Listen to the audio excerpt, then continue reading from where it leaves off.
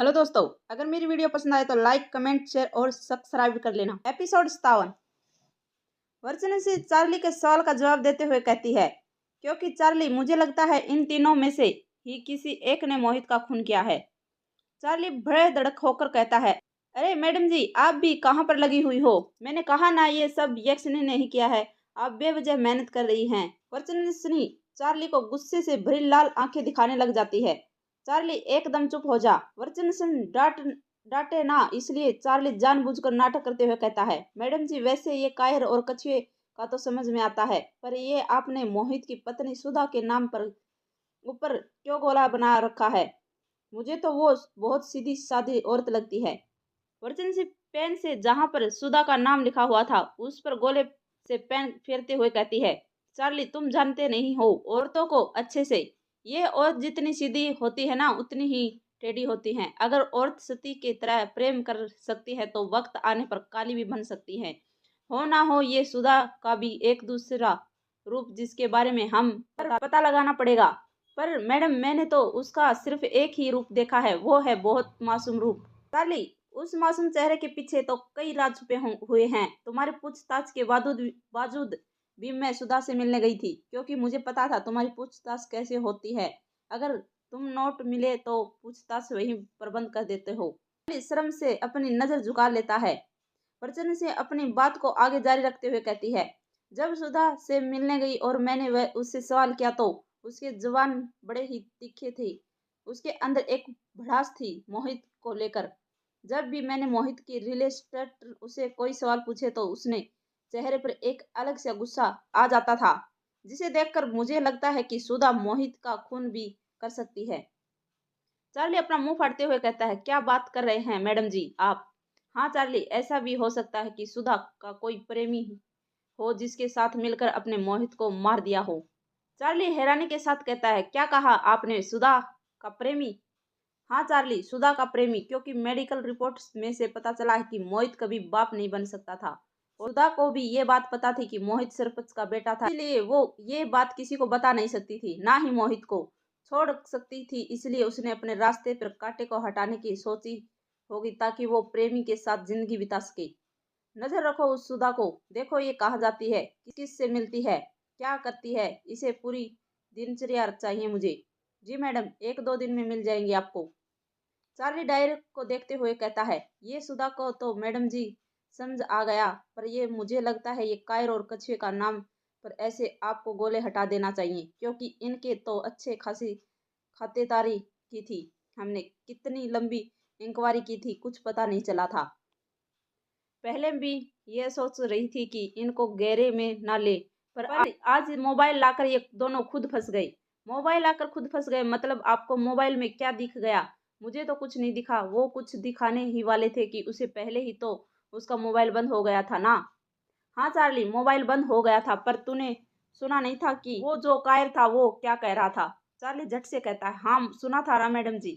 वो कायर कह रहा था कि मोबाइल चार्जिंग पर लगा दीजिए प्लीज। वर्चन से चार्ली पर चिल्लाते हुए कहती है, तुम ना चार्ली, बस ऐसे ही फालतू की बातें सुना करो, काम की बातें तो कभी सुनते ही नहीं हो। चार्ली अपना सिर झुका लेता है। वर्चन से अपनी बात पूरी करते हुई कहती है, चार्ली, तुमने ये नहीं सुना कि कायर कोई वीडियो के बारे में बात कर रहा था, जिसमें एक लड़की और वो कोई सी पूजा की बात कर रहा था? चार्ली अपना सिर खुजाते हुए कहता है, हाँ मैडम जी, ऐसा कुछ सुना तो था। अब वो सपाट के फोटो याद करो जो हमने खींची थी। वो सपाट की फोटो याद करो, हमने खींची थी, जहां पर जले हुए कमल के फूल दिया दिखाया था। वहां पर हालात देखकर भी ऐसा लग सकता है कि जैसे वहां पर कोई सी पूजा की गई थी। वो अजीब सी आकृति जो वहां पर थी, याद आया कुछ? हाँ मैडम, याद आया। वहीं चार्ली, अब जरा सोचो, कायर को कैसे पता है कि वहां पर कोई सी पूजा हुई थी? हो ना हो ये कायर और कछुआ कुछ जरूर हमसे कुछ ना कुछ छुपा रहे हैं। वो हमें कुछ दिखाने तो आए थे, पर उनका ही मोबाइल बंद हो गया। अब मोबाइल बंद हो गया तो फिर वो भी उनको चाल थी तो पता नहीं। बस इतना पता है कि कुछ इन्हें ऐसा पता है जो हमें नहीं पता। एक काम करो, जिस रात मोहित का खून हुआ था उस रात के इन मोबाइल की लोकेशन निकालो। पता करो कि ठेके के बाद ही कहाँ पर गए थे सारी रात। मैडम जी, उन दोनों की बताया तो था कि फटक से पीने के बाद वो दोनों ठेके पर ही सो गए थे। वर्षा चार्ली पर घूरते हुए कहती है, तुम भी ना उनके ठेके पर पीकर सो गए थे क्या? चार्ली, इतनी जो गारंटी के साथ बोल रहे हो, ये भी तो हो सकता है कि वो दोनों हमसे झूठ बोल रहे हों। चार्ली हाँ में अपना सिर हिलाते हुए कहता है, जी मैडम जी, जी आप ठीक कह रही हैं, मैं लोकेशन निकलवाता हूँ इन दोनों की। इस तरफ अमोदिता अपने कदम गिरवी कोठी की तरफ बढ़ा रही थी। अमोदिता के हाथ में एक स्टील का डब्बा था, जिसे देखकर ऐसा लग रहा था कि उसमें खाने का कुछ सामान रखा हुआ था। अमोदिता अपने कदम गिरवी कोठी की तरफ बढ़ाते हुए कहती है, आज तो चाहे कुछ भी हो जाए, युग जी की फोटो तो मैं खींच कर ही रहूंगी। आज तो मैं घर से ही सोचकर आई हूँ कि क्या बहाना बनाना है इसकी फोटो खींचने की। बस युग जी को वो लुच्चे दोस्त ना हो हमेशा की तरह हमारा काम बिगाड़ देते हैं। कल ही भी उन्होंने ही काम बिगाड़ा था। यह सब बड़बड़ाते हुए अमोदिता गिरवी कोठी की पहुंच जाती है। जब वो गिरवी कोठी पहुंचती है तो देखती है कि गिरवी कोठी का दरवाजा पहले से ही खुला हुआ था। अमोदिता मन ही मन सोचने लग जाती है, ये क्या, आज गिरवी कोठी का दरवाजा कैसे खुला है? वैसे तो हमेशा बंद रहता है। अमोदिता मन ही मन शर्माते हुए कहती है, लगता है युग जी को पता होगा कि मैं आने वाली हूँ, इसीलिए उन्होंने पहले ही से मेरे लिए खोल कर रखा होगा। इतना सोचकर अमोदिता गिरवी कोठी के अंदर अपना कदम रखती है। जब वो गिरवी कोठी के अंदर घुसती है तो देखती है कि वहां पर कोई नहीं था। अमोदिता युग की आवाज लगाते हुए कहती है, युग जी कहाँ हैं आप? युग का कुछ जवाब नहीं आता। अमोदिता खुद से कहती है, लगता है ऊपर वाले कमरे में होंगे जहां पर पहली बार मिले थे। इतना कहकर अमोदिता अपने कदम युग के कमरे की तरफ बढ़ाने लग जाती है। जब वो युग के कमरे के पास पहुंचती है तो देखती है युग अपने कमरे पर बिस्तर के ऊपर अकेला सो रहा था। युग गहरी नींद में सो रहा था और उसके शर्ट नहीं पहनी हुई थी, जिसके कारण उसके सिक्स पैक अमोदिता को साफ साफ दिख रहे थे। अमोदिता मन ही मन खुश हो जाती है, ये क्या, युग जी तो सो रहे हैं, वो भी ऐसी जरूर मैंने कोई ऐसा पुण्य किया होगा, कल जो युग जी ऐसे दर्शन हो रहे थे, मुझे ऊपर से वो अकेले ही सही मौका है उनकी फोटो खींचने का। इतना कहकर अमोदिता कमरे के अंदर घुसने लग जाती है। वो जैसे ही अपना कदम कमरे के अंदर रखती है, उसे सिगरेट के धुएं की गंध आने लग जाती है। अमोदिता अपने आसपास देखते हुए कहती है, ये क्या, सिगरेट कौन पी रहा है? यहाँ पर तो कोई नहीं है, लगता है मेरी नाक खराब हो गई है। खैर छोड़ो, जिसे काम के लिए आई हूँ वो करती हूँ। अमोदिता सिगरेट के गंध को इग्नोर मार देती है और युग के पास जाने लग जाती है। अमोदिता युग के पास बिस्तर पर ही बैठ जाती है। अमोदिता अपने साथ जो स्टील का डब्बा लाई थी उसे उसके बिस्तर पर ऊपर रख देती है और अपना मोबाइल निकालकर उसका कैमरा ऑन कर कर युग की फोटो खींचने लग जाती है। अमृता युग की फोटो खींचने वाली थी कि तभी मोबाइल के अंदर वो देखती है कि फोटो के अंदर युग की आंखें बंद थी। अमृता खुद से कहती है, अरे ये क्या, इसमें तो युग जी की आंखें बंद हैं। अगर ये फोटो ले ली तो माँ फिर कमी निकाली जाएगी और कहेगी, नालायक लड़की, तू एक काम ढंग से नहीं कर सकती। फोटो खींचकर लाई है, उसमें भी युग की आंखें बंद। इस विस्करण नहीं हो पाएगा, जाकर दूसरी फोटो खींच आ। अमृता मुंह बनाते हुए कहती है, वैसे भी माँ को कमियां निकालने में सिवा आता ही क्या है? कभी मेरे काम में कमी निकालती रहती है तो कभी मेरे रंग में। अब भगवान ने मुझे काला बनाया है तो इसमें मेरी क्या गलती है? सारी गलती ना मेरे फूटी किस्मत की है जो इंडिया में जन्मी। हमारे इंडिया में ना पता नहीं क्या गोरे रंग का खूबसूरत और काले रंग का बेदसूरत बोला जाता है।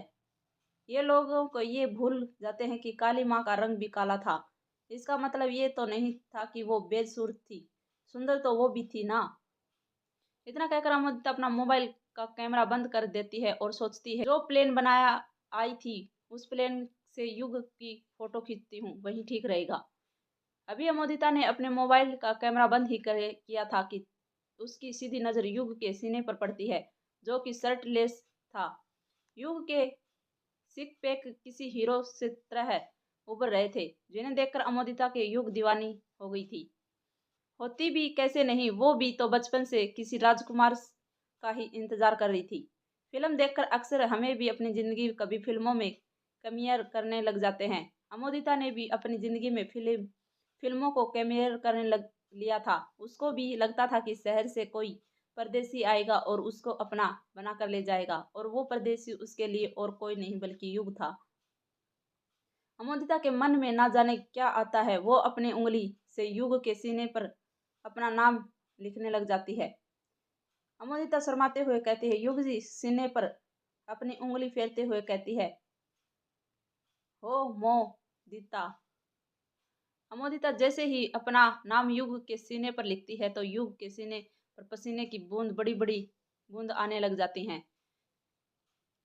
सिर्फ युग के सीने पर ही नहीं बल्कि उसके चेहरे पर भी पसीने की बड़ी बड़ी बूंद आने लग गई थी। अमोदिता ये सब देखकर घबरा जाती है। अमोदिता मन ही मन डरते हुए कहती है, ये क्या हो रहा है? मैंने तो सब युग जी के सीने पर अपना नाम लिखा था, उन्होंने ये इतना पसीना कैसे आ गया? अमोदिता अपनी उंगली युग के सीने पर ही हटाने ही वाली थी कि तभी युग नींद में से ही उंगली पकड़ लेता है और युग ने अपने हाथ अमोदिता की उंगली भींच लेता है। नींद में बड़बड़ाते हुए कहता है, नहीं मैं तुम्हें कभी नहीं भूलूंगा, नहीं मैं तुम्हें कभी नहीं भूलूंगा। अमोदिता ये बात सुनकर खुश हो जाती है और खुद से कहती है, लगता है युग जी का मेरा सफर पसंद आया, तभी तो वो मुझे कभी ना भूलने की बात कर रहा है। युग नींद में ही वह सपना देख रहा था कि जो वो हमेशा देखता था, जिसमें वो एक अनजान लड़की के साथ ऋतिक क्रिया कर रहा था। युग ने अमोदिता की उंगली अभी तक पकड़ी हुई थी। तभी अमोदिता का एहसास होता है कि युग के हाथ में धीरे धीरे गर्म होने लग गए थे। युग का हाथ इतना गर्म था कि अमोदिता को ऐसा लग रहा था जैसे उसकी उंगली कोई लोहे की छड़ी थी जिसे उसने आग की भट्ठी के अंदर रखा हुआ था।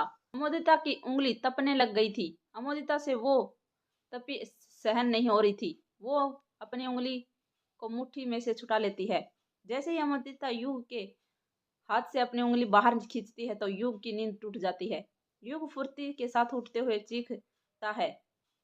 युग चीखती आवाज में सुनकर अभिमन्यु, जो बाथरूम के अंदर सिगरेट पी रहा था, बाथरूम के गेट खोलकर बाहर आ जाता है और हैरानी के साथ युग से पूछता है, युग क्या हुआ, तू चीख क्यों रहा है? युग बुखलाहट के साथ जवाब देता है, वही सपना यार जिसमें एक लड़की के साथ। युग ने इतना ही कहा था कि तभी उसकी नजर अमोदिता पर पड़ती है। जब वो देखता है कि अमोदिता भी वहीं पर खड़ी है तो मन ही मन सोचता है, अब इस अमोदिता के सामने कैसे बात की मैंने एक लड़की के साथ? अगर अमोदिता को ये बात पता चली तो वो मुझे गलत समझेगी। युग बात को घुमाते हुए कहता है, कुछ नहीं यार, बस एक बार बुरा सपना था। इतना कहकर युग अमोदिता की तरफ देखने लग जाता है। अभिमन्यु युग को देखते समझ जाता है कि बात को पलट दिया है और कोई इसी बात थी जो वो अमोदिता के सामने नहीं बता सकता। युग अमोदिता को कुछ पूछता है, उससे पहले ही अभिमन्यु अमोदिता से हैरानी के साथ पूछता है, अमोदिता तुम यहाँ पर और ऊपर कैसे आई? दरवाजा तो लगा हुआ था ना? अमोदिता हिचकिचाते हुए कहती है, अभिमन्यु के सवाल का जवाब देते हुए कहती है, अरे नहीं अभिमन्यु, दरवाजा तो खुला हुआ है, तभी तो मैं ऊपर आई। अभिमन्यु अपना सिर खुजाते हुए कहता है, क्या कहा? दरवाजा खुला है? कहता है, कायर कछुआ और दरवाजे को बंद नहीं किया, बड़े लापरवाह हैं ये। युग अभिमन्यु से पूछता है, कायर और कछुआ कहीं गए हैं, पर कहाँ? अभिमन्यु युग के सवाल का कुछ जवाब देता उससे पहले ही दरवाजे के पास कायरों की आवाज सुनाई देती है। ये नाश्ता लेने के लिए। जो वो लोग दरवाजे की तरफ अपनी नजर घुमाते हैं तो देखते हैं कि दरवाजे पर कायर और कछुए खड़े हुए थे, जिसे अपने हाथ में नाश्ते की बड़ी पॉलिथीन पकड़ी हुई थी।